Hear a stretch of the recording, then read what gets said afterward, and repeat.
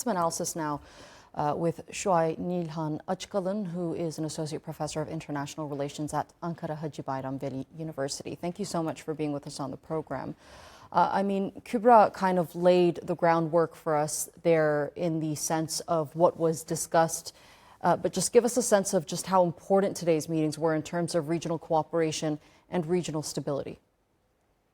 Thank you very much. You are totally right. It is a quite important timing for gathering the three leaders in Istanbul together with the President Erdoğan.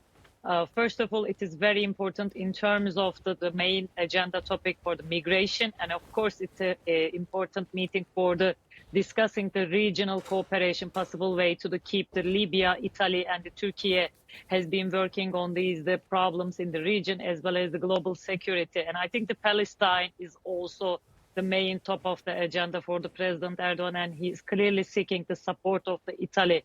And the Libya case is very well known for both Italy and the European Union itself. Defense cooperation was also discussed, and a big part of that discussion was the deal that was made, the milestone deal that was made between Leonardo and Baykar, which for the EU is quite significant in terms of security. Definitely, and Italy, between the Turkey and the Italy cooperation in terms of the Baykar and the Leonardo can be seen as a sparkling point for the upcoming days for the long-term cooperation between the other European countries and the Turkey.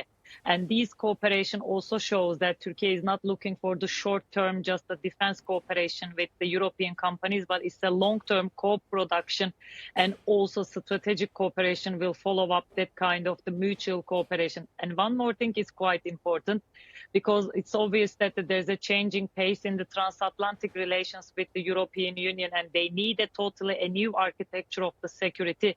And without Turkey, it will be always lack of the reality of the defense and the security issues of the region and the global scale.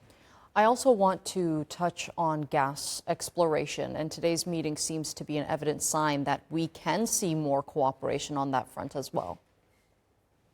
I think it will be also a different turning point, because just during the COVID era, you all remember that the Turkey's Blue Homeland Doctrine created a new discussion both in the Europe and the Turkish foreign policy as well.